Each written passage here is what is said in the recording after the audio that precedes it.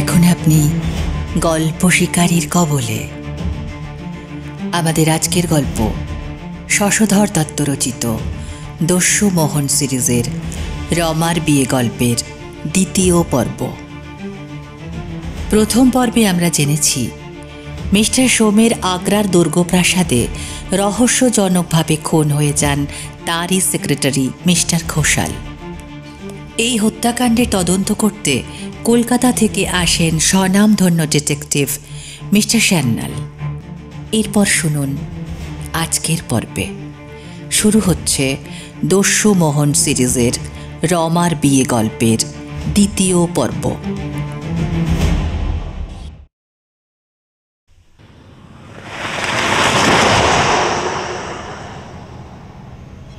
দুর্গপ্রাসাদ থেকে police station প্রায় ৩ mile পথ। পুলিশ সাহেবের ড্রাইভার বিপদের গুরুত্ব বুঝে পূর্ণ বেগে গাড়ি ছুটিয়ে দিল। মিস্টার সান্যালের গাড়িও সেই উল্কার বেগের সঙ্গে গতি বজায় রেখে হঠাৎ জংশন রাস্তায় এসে একটা ট্রাফিক সিগন্যালে দাঁড়িয়ে পড়ল।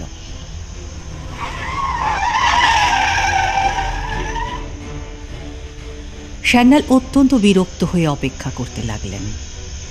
এই সময় একটা বিপর্যয় ঘটে গেল। ট্রাফিক পুলিশ তার নিজের কাজে তখন ব্যস্ত।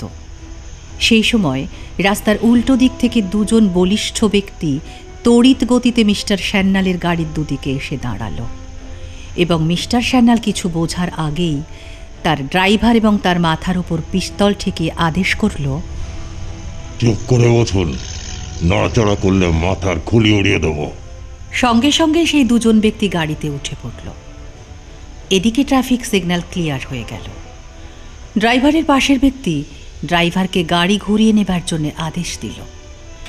নিরুপায় ড্রাইভার তার আদেশ মতো বিপরীত দিকে গাড়ি ঘুরিয়ে নিল। এমনই অতর্কিতে এই ঘটনা ঘটল। মিস্টার সান্যাল আদৌ এর জন্য প্রস্তুত ছিলেন না। তিনি চুপ করে গাড়ির ভেতর বসে রইলেন। তার দুদিকের পকেটে দুটো টোটা ভরা রিভলভার থাকা সত্ত্বেও দস্যুর কবলে পড়লেন। গাড়ি ছুটে চলেছিল আগ্রা শহর ছাড়িয়ে। গাড়ি যখন দিল্লির পথ ধরল তখন দস্যু মিস্টার সান্যালের পকেট থেকে রিভলভার দুটি বের করে নিল। তারপর সেগুলো নিজের পকেটে রেখে মৃদু হেসে বলল, কি এখন কিরকম বোধ করছেন মিস্টার সান্যাল? তুমি কে? এর জন্য কিন্তু তোমাকে অনুশোচনা করতে হবে। তুমি জানো না তুমি কাকে ধরে এনেছো? অনুশোচনা? গতবার যেমন আপনাকে বাক্সবন্দি করেছিলাম তেমন। মোহন? আমি আর তো 10টা মিনিট অপেক্ষা করুন, বুঝে যাবেন আমি কে। মিস্টার সান্যাল গভীরভাবে চিন্তা করতে লাগলেন। এদিকে ড্রাইভার দস্যুর নির্দেশে নানা পথ ঘুরে অবশেষে একটা অট্টালিকার সামনে এসে উপস্থিত হল। গাড়ি থামা মাত্রই দুজন দস্যু তাদের বন্দীদের গাড়ি থেকে নামিয়ে অট্টালিকার মধ্যে প্রবেশ করল। ড্রাইভারকে একটা ঘরের মধ্যে ঢুকিয়ে দরজায় তালা বন্ধ করে দিল। মিস্টার সান্যালকে অট্টালিকার যে ঘরে নিয়ে যাওয়া হলো সেই ঘরটি বেশ পরিচ্ছন্ন এবং সুসজ্জিত। দস্যু মিস্টার সান্যালকে একটা চেয়ারে বসতে বলল। তারপর তার মুখের নকল গোঁফ দাড়ি খুলে ফেলল। মিস্টার সান্যাল পরম বিস্ময়ে বললেন, তুমি? হ্যাঁ, আমি সেই মোহন, যাকে ধরা কঠিনই নয়, অসম্ভব। এবার সেটা মানছেন তো? না মোহন, আমি সেটা মানতে পারছি না। আপনার মতো নির্বোধ ডিটেকটিভের এটা মানতে অসুবিধা হচ্ছে? হ্যাঁ, যারা নাকি ভাবে আমারই সহকারী ঘোষালকে আমি খুন করেছি। সরি, ছদ্মবেশী ঘোষাল। আমি বুঝতে পেরেছিলাম মোহন, খুনটা তুমি করনি। আর আমি এটাও জানি যে ছদ্মবেশী ঘোষালকে কে খুন করেছে।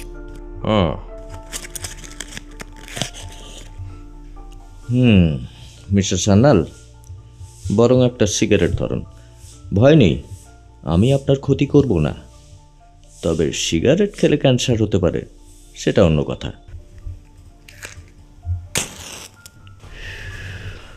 মিস্টার সান্যাল, আপনি এটা জেনে রাখুন, মোহন নরহত্যা করে না, বরং নরহত্যাকে ঘৃণা করে। হ্যাঁ মোহন, আমি সেটা জানি। তাই এই হত্যাকাণ্ডের পরে আমি অন্যদিকে মনোযোগ দিয়েছিলাম, আর আমি অন্যদিকে এগোনোর চেষ্টা করেছিলাম। যাই হোক, আপনার সার্টিফিকেটের জন্য ধন্যবাদ। তা আপনি কতদূর অগ্রসর হয়েছেন, মানে কতদূর এগিয়েছেন, সেটা কি জানতে পারি? মোহন, তুমি কি তাহলে সত্যিই গুলিতে আহত হওনি? মোহন কয়েক মুহূর্ত এক দৃষ্টিতে তাকিয়ে রইল, তারপর ধীরে ধীরে তার গায়ের কোটটা খুলে ফেলল। মিস্টার স্যান্যাল বিস্মিত দৃষ্টিতে মোহনের পেশিবহুল চেহারার দিকে তাকিয়ে রইলেন। তারপর খেয়াল করলেন মোহনের বাম দিকের কাঁধে একটা ব্যান্ডেজ বাঁধা রয়েছে। তিনি কিছুক্ষণ সেদিকে তাকিয়ে থেকে বললেন, আচ্ছা, তাহলে গুলি মোহনের চামড়াও ভেদ করতে পারে? হ্যাঁ, সেটা নির্ভর করছে গুলিটা কে চালিয়েছে। যাই হোক, ডক্টর অপারেশন করে বের করেছেন। কোথায় অপারেশন হয়েছিল? এই তো কাঁধের ঠিক নিচে, এই জায়গাটা। না, আমি তা জিজ্ঞেস করছি না মোহন। আমি জানতে চাইছি ডক্টর রায় কোথায় তোমার অপারেশনটা করেছিলেন? কোনো সরাইখানায়? সেটা জানা খুবই জরুরি না? না, যে ভাঙা বাড়িটা রয়েছে তারই নিচের তলায়। আমিও সেটাই সন্দেহ করেছিলাম। আপনি সেটাই সন্দেহ করেছিলেন?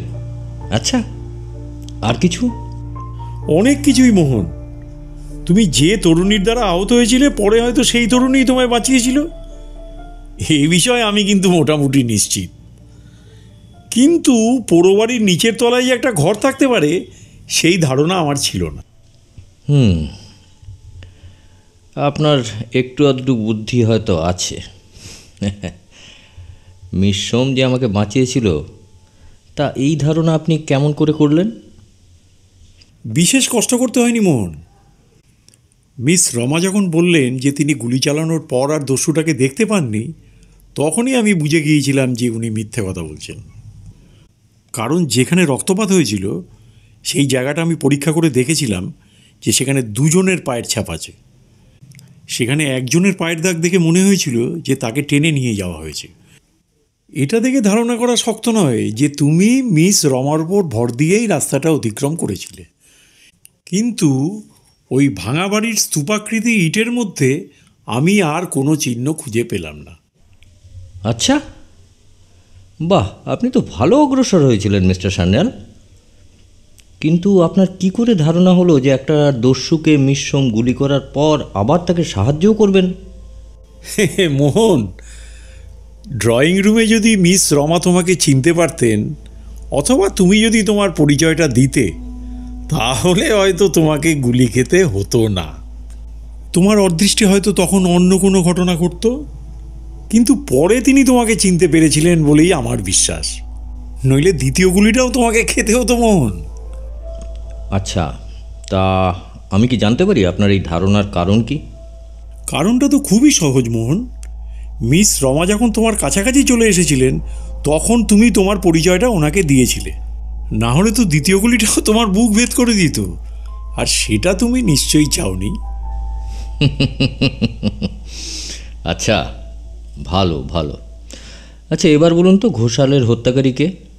সেটা তুমিও জানো, আমিও জানি। হত্যাকারী মিস্টার সোম। কিন্তু তিনি যে শুধু আত্মরক্ষার কারণেই তোমার সহকারীকে খুন করেছিলেন, সে বিষয়ে আমার কোনো সন্দেহ নেই। তাই তাকে আমি অপরাধী বলতে পারছি না।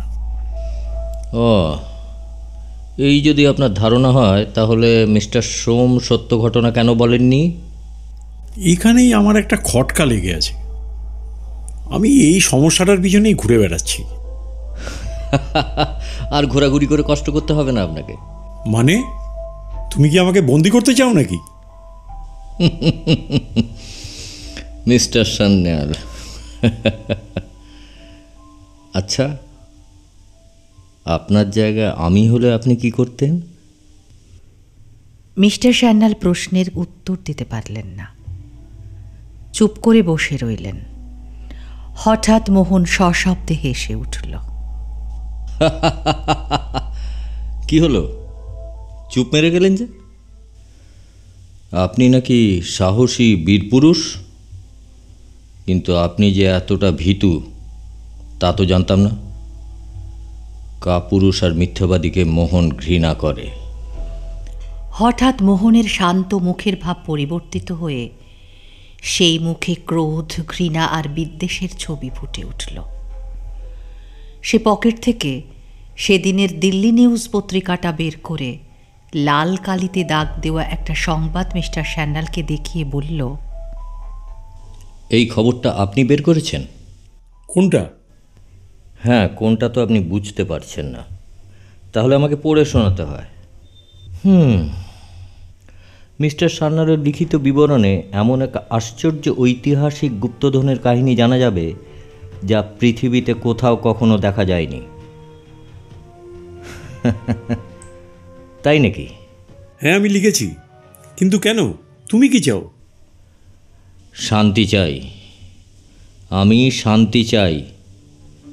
আপনি আপনার চাকুরি বজায় রাখুন, আমাকে আমার কাজ করতে দিন। ও তাই নাকি? তুমি নির্বিবাদে চুরি, খুন, ডাকাতি এসব করে বেড়াবে আর আমি চুপচাপ বসে থাকবো, এটাই বলতে চাও? কিন্তু আমি তো তোমাকে কোনোভাবে বিরক্ত করছি না মোহন। তাছাড়া আমি তো জানি তুমি খুন করনি।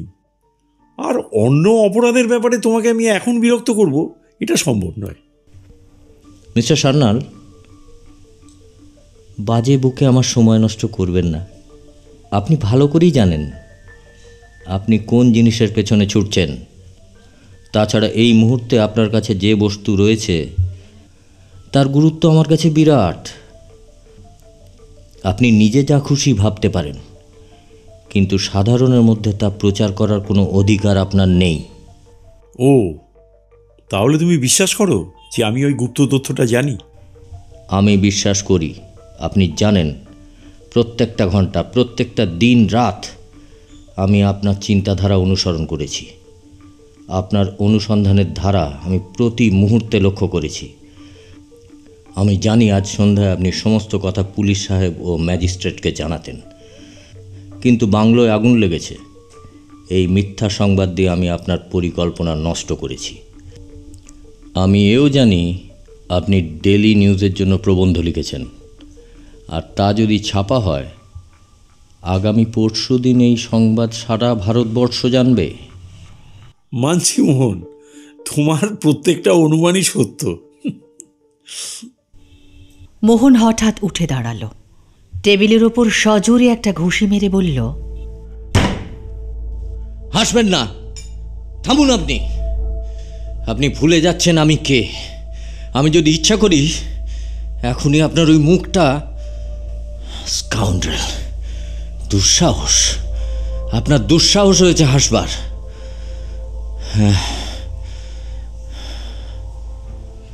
ক্রুদ্ধ বাঘের মতো মোহন পায়চারি করতে লাগল। ঘরের মধ্যে একটা গভীর নিস্তব্ধতা বিরাজ করছিল। এখনই আপনাকে দিল্লির ডেলি নিউজের অফিসে যেতে হবে মিস্টার সান্যাল। না, আমি যাব না। আপনার প্রবন্ধ ছিঁড়ে ফেলতে হবে। আপনি সম্পাদকের সঙ্গে দেখা করে বলবেন প্রবন্ধের ভেতরে কিছু ভুল আছে, সেটা সংশোধন করতে হবে। না, কিছুতেই না। আপনি অন্য প্রবন্ধ লিখে দেবেন, তাতে শুধু হত্যাকাণ্ডের ইতিহাস লেখা থাকবে, সাংকেতিক দলিল সম্বন্ধে কোনো কথা থাকবে না। বুঝেছেন? না, তা হবে না। আমি হঠাৎ মোহন টেবিলের ওপর থেকে একটা লোহার রোলার হাতে তুলে নিয়ে অবলীলাক্রমে সেটা দুটো খণ্ড করে ফেলল। তার চেহারা ভয়ানক দেখাচ্ছিল, তার কপালে বিন্দু বিন্দু ঘাম জমে উঠেছিল। সান্যালবাবু, আপনি জানেন শিশুকাল থেকে আমার প্রত্যেকটা ইচ্ছা সফল হয়েছে। আমি আপনাকে যা বলেছি তা আপনাকে করতেই হবে। তাছাড়া একথা লিখতেও হবে যে গুলির আঘাতে মোহনের মৃত্যু হয়েছে, আর এটা আপনাকে লিখতেই হবে, কেননা আমি আপনাকে আদেশ দিচ্ছি।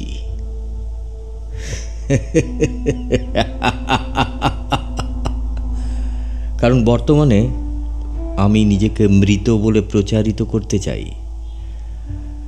আপনাকে আমার হুকুম মানতেই হবে, নইলে এখনই এই রাত্রে কিন্তু। মিস্টার সান্যাল, আপনি যদি না শোনেন। যদি না শুনি? যদি না শোনেন,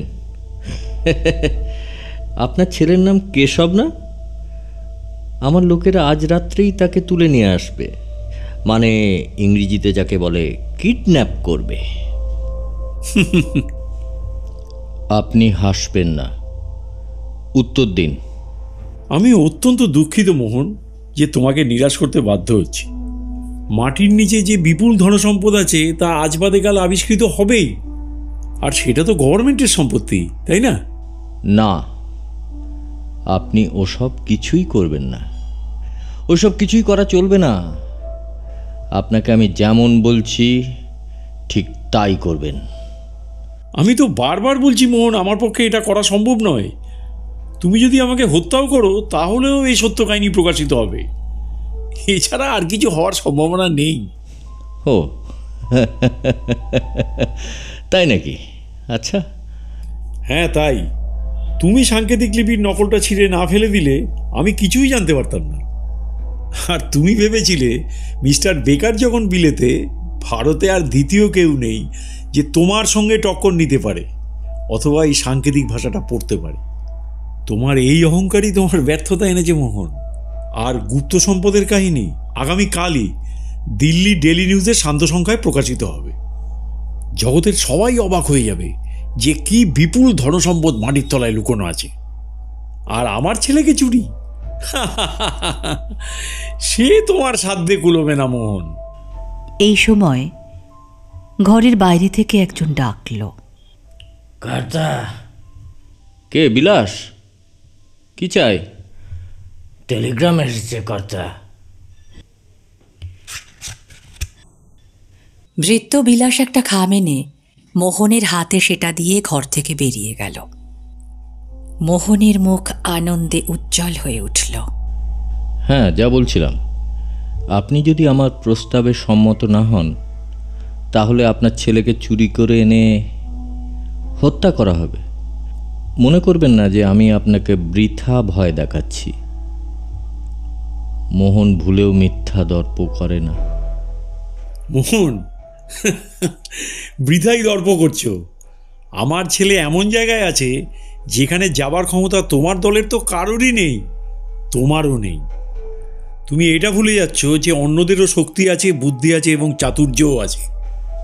হ্যাঁ বটে, অন্যেরও শক্তি আছে, বুদ্ধি আছে, চাতুর্য আছে।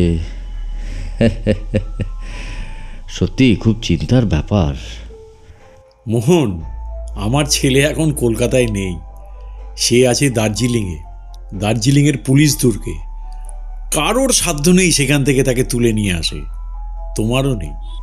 তাই মিস্টার সান্যাল, এটা একটু পড়ে দেখুন তো। টেলিগ্রামটা পড়ে মিস্টার সান্যালের মুখ রক্তশূন্য হয়ে গেল।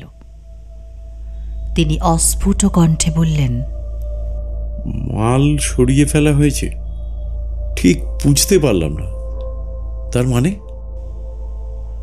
আশা করি টেলিগ্রাম কোথা থেকে এসছে তা আপনি খেয়াল করেছেন। দার্জিলিং থেকে। দেখুন, আমার সহকর্মীরা টেলিগ্রাম পাঠিয়েছে, মাল সরিয়ে ফেলা হয়েছে। এবার বুঝতে পারছেন মাল বলতে কাকে বোঝানো হচ্ছে? আপনি তো খুবই বুদ্ধিমান মিস্টার সান্যাল। মিস্টার সান্যালের সমস্ত শক্তি যেন নিঃশেষ হয়ে গেল।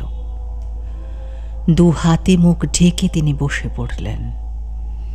তার একমাত্র সন্তান, মাতৃহারা সন্তান, দস্যুর কবলে। দু চোখ দিয়ে কয়েক ফোঁটা অশ্রু ঝরে পড়ল।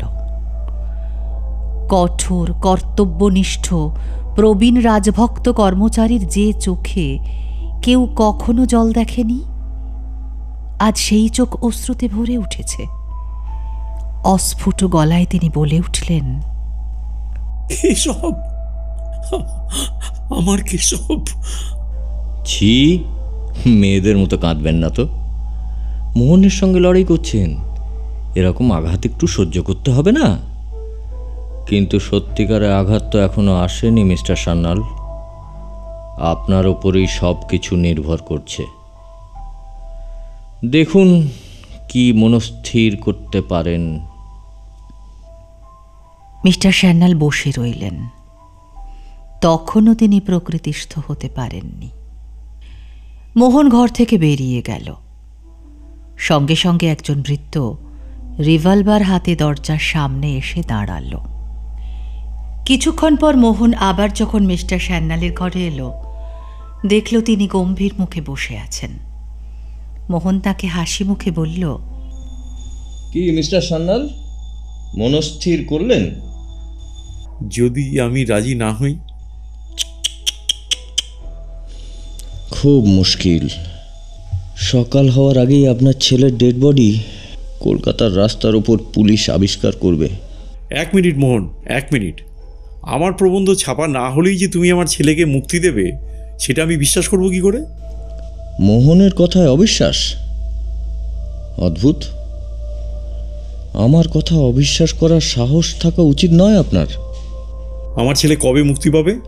তার আগে আপনার পকেটে সাংকেতিক লিপির ছেঁড়া যে নকলটা রয়েছে সেটা আমাকে দিয়ে দিন। এই নাও। ধন্যবাদ।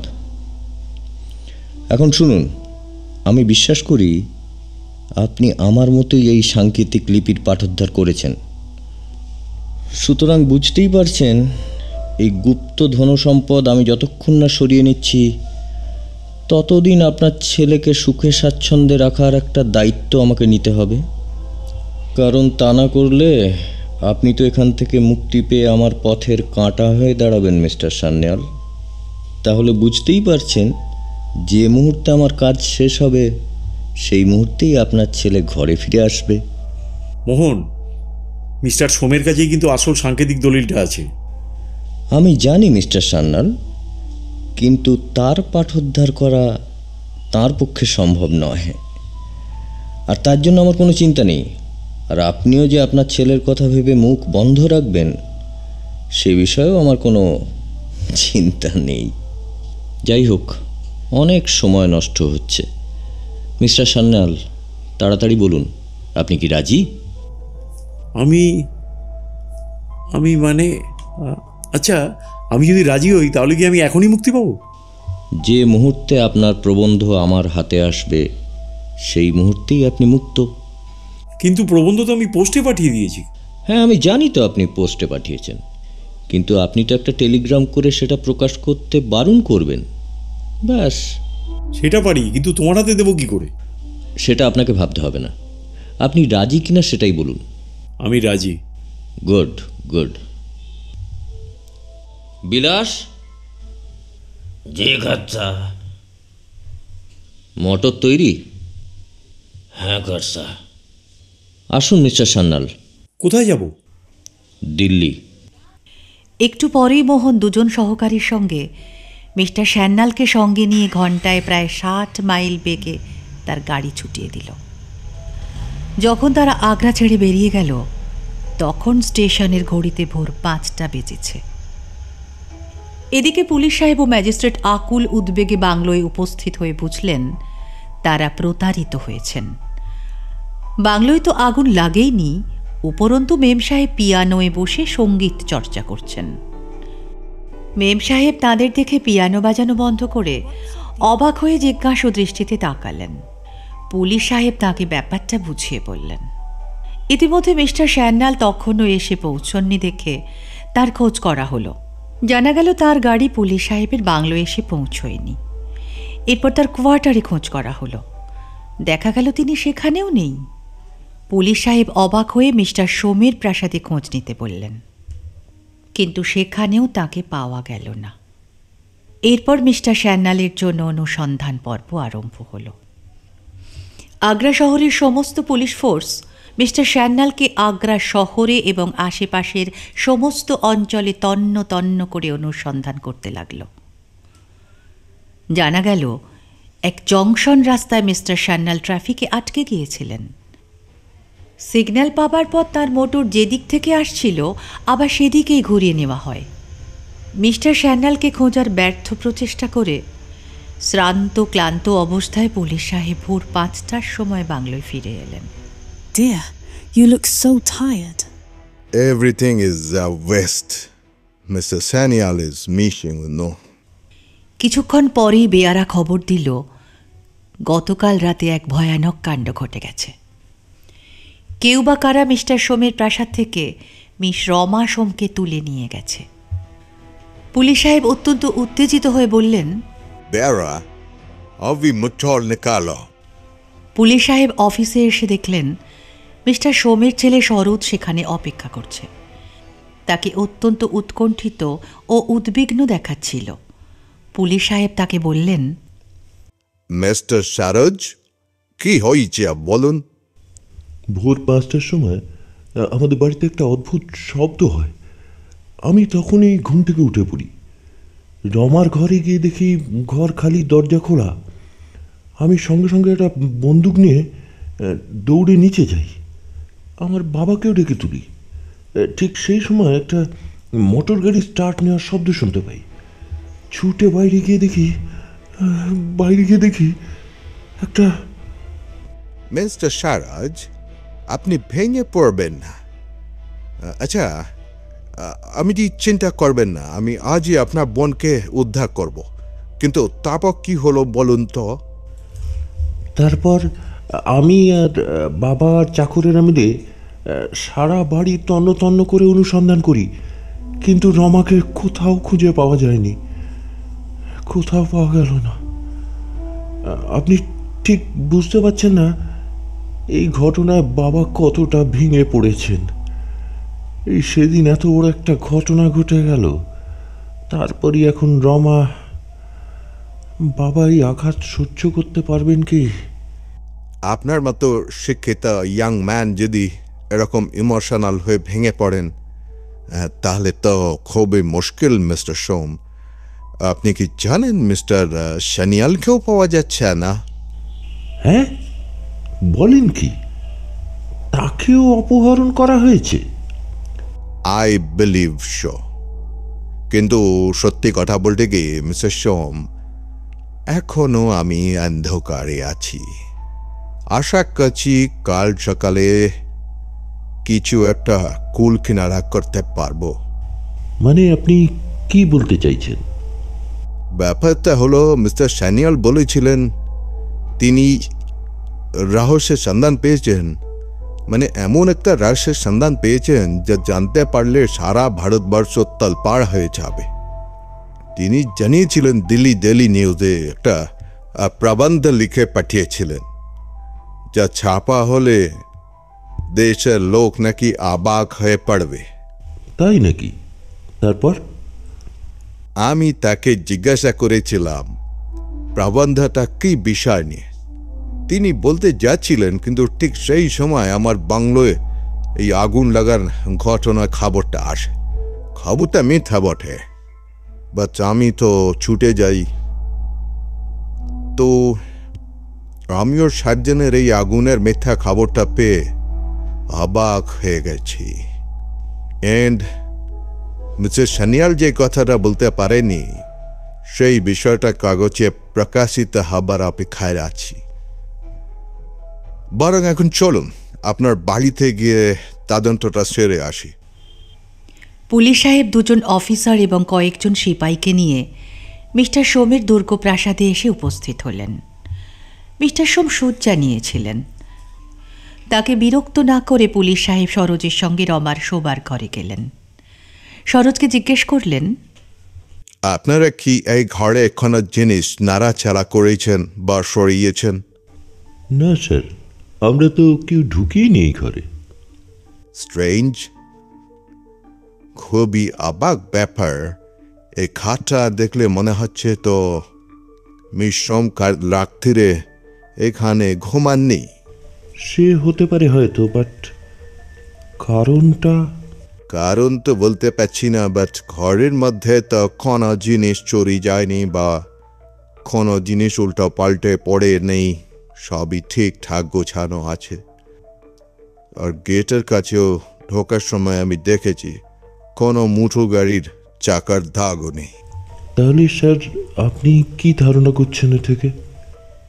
ধারণা একটাই করা যেতে পারে যে কাজটা দস্যু মোহনের। কেন বলছেন স্যার? তার কারণ এখান থেকে কোনো ক্লু পাওয়া যাচ্ছে না। আর মোহনের কাজের বিশেষত্বই এটা, কোনো সূত্র রেখে যায় না। Very sad. হুজুর, এই চিঠিখানি নিচে পড়েছিল। কি চিঠি? কই দাও দেখি। এটা কি? কি কি হয়েছে মিস্টার সারোজ? কই আমি দেখি। যে দাম্ভিকা নারী আমাদের প্রভুকে গলি করেছে তার উপর প্রতিশোধ নিলাম।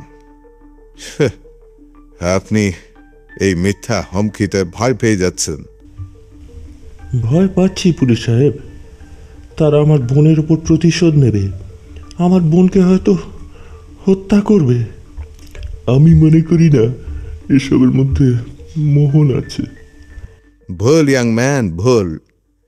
এই কাজ মহান ছাড়া আর কারণ না। যদি সত্যি সত্যি মহানের মৃত্যু হতো তারা মিস সোমকে এই ঘাড়ি হত্যা করে রেখে যেত। যাই হোক, আমি যা বলি মান দিয়ে শোনান। হ্যাঁ স্যার বলুন। আজ সন্ধ্যার মধ্যে যদি মিস্টার সানিয়ালের কোনো খবর না পাওয়া যায় তবে সেন্ট্রাল গভর্নমেন্টকে একজন সদক্ষ ডিটেকটিভ অফিসারকে পাঠানোর জন্য অনুরোধ করব। ইতিমধ্যে আমার দ্বারা যতদূর সম্ভব দস্যু দলকে গ্রেপ্তার করার চেষ্টা করব। আশা করি আপনি আমার ওপর ভরসা রাখতে পারবেন। এই সময় পরিপূর্ণ শোকের জীবন্ত প্রতিমূর্তির মতো মিস্টার সোম ঘরে প্রবেশ করে বললেন, এই দস্যু মোহনকে গ্রেপ্তার করার জন্য যত টাকা পুরস্কার দিতে চান ঘোষণা করুন। আমি সর্বস্ব তুলে দেব আপনার হাতে। শুধু আমার মেয়েকে খুঁজে দিন। আপনি নিশ্চিন্ত থাকেন মিস্টার শ্যাম, এই 10টা লোককে আমি ঠিক ধরব আর আপনার মেয়েকেও ফিরিয়ে নিয়ে আসব।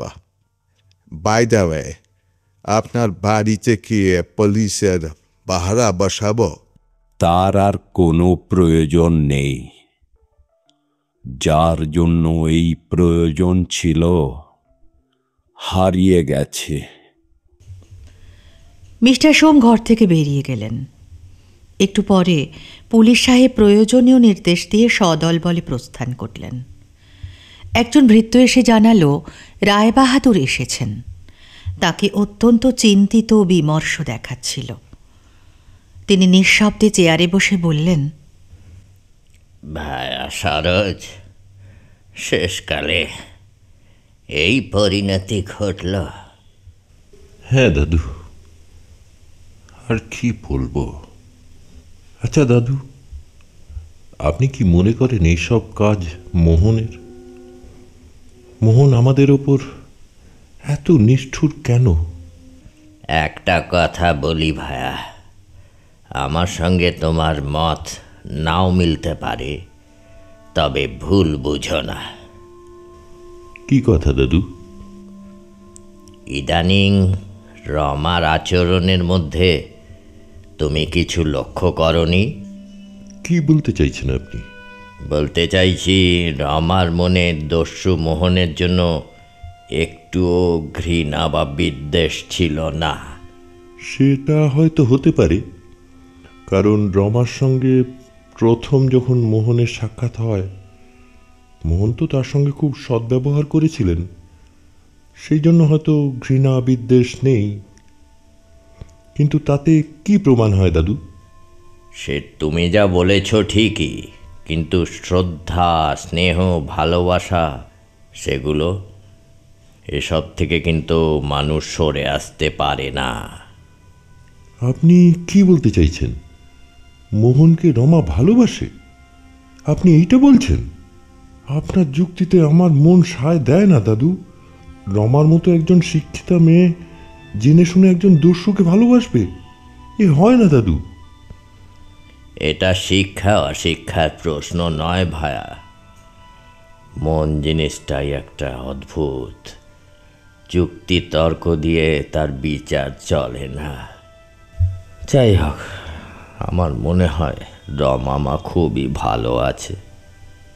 আপনি এরকম কিভাবে বলতে পারেন দাদু? এত দুঃসাহস, মোহনের এত দুঃসাহস কিসের জন্য? রায়বাহাদুর কোনো উত্তর দিলেন না। তার মুখে একটু মৃদু হাসি ফুটে উঠল। সরোজকে বিদায় জানিয়ে তিনি প্রাসাদ থেকে বেরিয়ে গেলেন। পরদিন দিল্লির বেতারে এক অভিনব সংবাদ সম্প্রচারিত হল। আজকের বিশেষ বিশেষ সংবাদগুলি হল: অপহৃত মিস্টার সান্যালের অভিনব প্রত্যাবর্তন এবং মিস রমা সোম অপহৃত। বিশ্বস্ত সূত্রে আমরা জানতে পেরেছি, গতকাল দিল্লি ডেলি নিউজের পত্রিকা অফিসে দুজন ব্যক্তি আসেন। তাদের মধ্যে একজন নিজেকে মিস্টার সান্যাল বলে পরিচয় দেন এবং তার আইডেন্টিটি কার্ডও দেখান। তিনি বলেন যে প্রবন্ধ তিনি প্রকাশ করার জন্য পাঠিয়েছিলেন তা প্রকাশ করতে গভর্নমেন্টের নিষেধাজ্ঞা আছে, তাই তিনি সেই প্রবন্ধ ফেরত চান এবং সেই প্রবন্ধ নিয়ে তিনি বেরিয়ে যান। ইতিমধ্যে জানা যায় মিস্টার সান্যালকে অপহরণ করা হয়েছিল। তাহলে যে ব্যক্তি নিজেকে মিস্টার সান্যাল বলে পরিচয় দিয়েছিলেন তিনি আসলে মিস্টার সান্যাল নাকি অন্য কেউ? আর দ্বিতীয় বিশেষ ঘটনাটি হল, ভোর 5টার সময় দস্যুরা আগ্রার মিস্টার সোমের দুর্গপ্রাসাদ থেকে তার তরুণী কন্যা মিস রমাকে অপহরণ করে নিয়ে গেছে। কয়েকদিন আগে এই দুর্গপ্রাসাদে একটি হত্যাকাণ্ড সংঘটিত হয় এবং প্রাসাদে পুলিশ পাহারার ব্যবস্থা করা হয়। তা সত্ত্বেও এই দুর্গপ্রাসাদ থেকে কিভাবে মিস রমাকে অপহরণ করা হলো তাতে সকলেই বিস্মিত। পুলিশ সূত্রে জানা গেছে এই সমস্ত কাজ আর কারুর নয়। এই সমস্ত অপরাধের মূলে আছে দস্যু মোহন। এরপর আসছি পরবর্তী সংবাদে। পুলিশ সাহেব মনোযোগ দিয়ে সংবাদ শুনছিলেন। ঠিক সেই সময় দরজায় একটা টোকা দেওয়ার আওয়াজ হলো। আসতে পারি? দরজা খুলেই পুলিশ সাহেব উল্লসিত কণ্ঠে বলে উঠলেন, মিস্টার স্যানিয়াল, আসুন আসুন। কি ব্যাপার? কোথায় ছিলেন? কি হয়েছিল? হ্যাঁ স্যার, বলছি, সব বলছি। তার আগে বলুন, আমার নামে কি কোনো টেলিগ্রাম এসছে? হ্যাঁ এসেছে, তবে আমি তো এখনো খুলে দেখিনি। আপনি দেখতে পারেন। কেশব, আমার কেশব। কি হয়েছে mister Sanyal? You can tell me. Sir, আমার ছেলে কেশবকে দস্যু মোহন কিডন্যাপ করেছে। স্ট্রেঞ্জ, সব কিছু ঘটনা খুলে বলুন তো। মানে আপনি কিডন্যাপ হওয়ার আগে বলেছিলেন যে মিস্টার ঘোষালের খুনটা মোহন করেনি, এখন আবার মোহন আপনাকে কিডন্যাপ করেছে। তাহলে অ্যাকচুয়ালি খুনের রাতে কি ঘটনা ঘটেছিল সেইখান থেকেই আমাদের তদন্তটা শুরু করা উচিত। স্যার, মিস্টার সোমের মজবুত লোহার সিন্দুকে সেই দলিলটি রাখা ছিল এবং চাবি ছিল মিস্টার সোমের কাছে। সুতরাং অন্য উপায়ে মোহন সিন্দুকটি খোলার চেষ্টা করে, কিন্তু শব্দ শুনে মিস্টার সোমের ঘুম ভেঙে যায়। তখন তিনি ভয় পেয়ে তাঁর সেক্রেটারিকে ডাকেন। এই সময় ছদ্মবেশী সেক্রেটারি মিস্টার ঘোষাল একটা ছোড়া নিয়ে ভয় দেখিয়ে মিস্টার সোমকে চুপ করে থাকতে বলেন।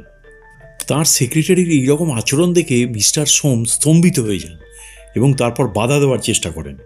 ধস্তাধস্তি শুরু হয় এবং এই সময় কোনোভাবে ছোড়াটি মিস্টার ঘোষালের বুকে গিতে যায় এবং সঙ্গে সঙ্গেই ছদ্মবেশী মিস্টার ঘোষালের মৃত্যু হয়। রিয়েলি? That's very strange. আপনার ক্ষমতা অদ্ভুত। আমি খুব আশ্চর্য হচ্ছি মিস্টার স্যানিয়াল। And then? এখানে অদ্ভুত কিছু আবিষ্কার করিনি স্যার, একটু মন দিয়ে ভাবলেই বুঝতে পারবেন যে ব্যাপারটা কী। মিস রমা ঘরে ঢুকে তার বাবাকে অজ্ঞান অবস্থায় দেখে ভয় পেয়ে যান। এরপর মিস্টার সোমের যখন জ্ঞান ফিরে আসে তখন তিনি মিস রমাকে বলেন যে দস্যুই ছুরি দিয়ে মিস্টার ঘোষালকে খুন করেছে, অথচ আগে উনি বলেছিলেন যে দস্যুটা প্রথমেই ওনাকে ঘুষি মেরে অজ্ঞান করে দেয়। উনি তো অজ্ঞান হয়েছিলেন, তাহলে উনি জানলেন কি করে যে দস্যু মিস্টার ঘোষালকে ছুরি দিয়ে খুন করেছে? ব্রাভো ব্রাভো, অসাধারণ আপনার চিন্তা শক্তি। I really like it. আপনার কি মনে হয় মিস রমা মোহনকে চিনতে পেরেছিলেন? না স্যার, চিনতে পারেননি। চিনতে পারলে এই দুর্ভোগটা হতো না মোহনের। আমরা যা জানি এরপর তো মিস রমা বন্দুক নিয়ে দস্যুটাকে খুঁজতে গিয়েছিল এবং তাকে খুঁজে পায়নি। না স্যার, মিস রমা তাকে খুঁজে পেয়েছিলেন এবং দ্বিতীয়বার গুলি করার জন্য বন্দুকও তুলেছিলেন। ঠিক তখনই মোহন তার নিজের পরিচয় দেয় এবং মিস্টার ঘোষালের কিভাবে মৃত্যু হয়েছে সেটাও মিস রমার কাছে বলে। এরপর মিস রমা আর দ্বিতীয় গুলিটা করলেন না। স্ট্রেঞ্জ, কেন গুলি চালালেন না? কারণ মিস রমা জানতেন যে মোহন তাকে নিজের প্রাণের চেয়েও বেশি ভালোবাসে, আর মিস রমারও সম্ভবত দস্যু মোহনের প্রতি দুর্বলতা ছিল। আপনি বলছেন মিস রমা এই দস্যুটাকে ভালোবাসে? Is that possible? স্যার, মেয়েদের মন। তার মানে আমরা যখন মোহনকে খোঁজার জন্য ওই প্রাসাদের প্রত্যেকটা জায়গা অনুসন্ধান করছিলাম তখন সে ওই বাড়িতেই ছিল? হ্যাঁ। মিস চাম বা তার ছেলে সারাজ এ বিষয়ে জানতেন? না স্যার, তারা তো কিছুই জানতেন না। একমাত্র মিস রমাই এই ঘটনাটি জানতেন এবং তিনি সেটা গোপন করেছিলেন তার বাবাকে বাঁচানোর জন্য। তারপর 3 দিন যাবৎ রমা আহত মোহনের সেবা করে যান। তখনই মোহন রমাকে বিবাহের প্রস্তাব দেয়, কিন্তু রমা যে সমাজের মেয়ে সেখানে মোহনের কোনো প্রবেশাধিকার নেই। সুতরাং ডাকাতির অভিনয় করে মোহন মিস রমাকে তুলে নিয়ে গেছে। ডাকাতির অভিনয় করে? আপনি কি বলছেন? হ্যাঁ স্যার, কারণ আপনি নিশ্চয়ই মিস রমার শোবার ঘর পরীক্ষা করে দেখেছেন। সেখানে কিন্তু কোনো ধস্তাধস্তি বা বিপর্যয়ের চিহ্ন ছিল না। তার মানে আপনি বলতে চাইছেন রামা এই দস্যুটাকে ভালোবাসেন? কি করে বলি স্যার, মেয়েদের মন। বেশ, তারপর বলুন। এরপর পুলিশ সাহেবকে মিস্টার সান্যাল ট্রাফিক সিগন্যালে দাঁড়ানো থেকে তাকে কিডন্যাপ করা পর্যন্ত সমস্ত ঘটনা বর্ণনা করে বললেন। শুধুমাত্র সাংকেতিক দলিল এবং সেই গুপ্তকক্ষের ধনাগারের ইতিহাসের বিষয়টা উল্লেখ করলেন না। ইয়াস, এর পরে ঘটনা তো আমরা জানি, কিন্তু ডেলি নিউজের অফিস থেকে বেরিয়ে আপনাকে সে কোথায় নিয়ে গেল সেটা বলুন তো। আর একটা কথা, মহান এই যে সাংকেতিক দলিলের কথা বাইরে প্রকাশ করতে বারণ করেছে বা কেন বারণ করেছে সত্যিটা কি বলুন দেখি। এই প্রশ্নের জবাব মিস্টার সান্যাল দিতে পারলেন না। এখানে তার একমাত্র সন্তানের জীবনের প্রশ্ন হয়ে দাঁড়িয়েছে। একমাত্র ছেলের জীবনের চেয়ে কি চাকরি বড়? তাকে চুপ করে থাকতে দেখে পুলিশ সাহেব অবাক হয়ে বললেন, কি ব্যাপার বলুন তো মিস্টার স্যানিয়াল, কি ঘটেছে? আমি খুব টায়ার্ড স্যার, আর ভালো লাগছে না। আমি আমার একমাত্র ছেলেকে উদ্ধার করতে চাই। আমি কোনো কাজেই মন দিতে পারছি না, তাই এই চাকরিটাও আমি ছেড়ে দিতে চাই। Are you serious mister Sanyal? আপনি চাকরি ছেড়ে দেবেন? তাহলে কেসটা কি হবে? স্যার, অনেক সুদক্ষ অফিসার আছেন, আশা করি তারা আপনাকে সাহায্য করবেন। আমার তো বিশ্বাসই হচ্ছে না যে আপনি রিয়েলি এই চাকরিটা ছেড়ে দিচ্ছেন। আপনি কি মাহানের ভাই চাকরিটা ছেড়ে দিতে চাইলেন? আমি মৃত্যুকেও ভয় পাই না, আর মোহনকে তো নয়, কিন্তু সব কাজ পুলিশ ফোর্সে থেকে করা সম্ভব নয়। মিস্টার সান্যাল উঠে দাঁড়ালেন, তারপর তার রিস্টওয়াচের দিকে তাকিয়ে বললেন, চলি স্যার, আর 1 ঘন্টা পরেই আমার ট্রেন। আমি কলকাতায় ফিরে যাচ্ছি। আপনার সঙ্গে এতদিন কাজ করে খুব ভালো লাগলো। ধন্যবাদ স্যার। মিস্টার সান্যাল আর কোনো কথা না বাড়িয়ে নিঃশব্দে ঘর থেকে বেরিয়ে গেলেন।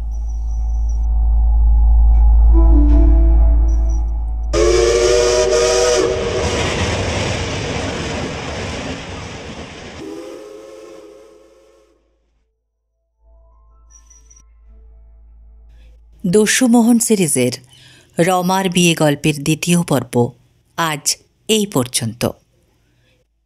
গল্প পাঠ ও অভিনয়ে ছিলাম আমি নিবেদিতা, দৈপায়ন এবং অরিন।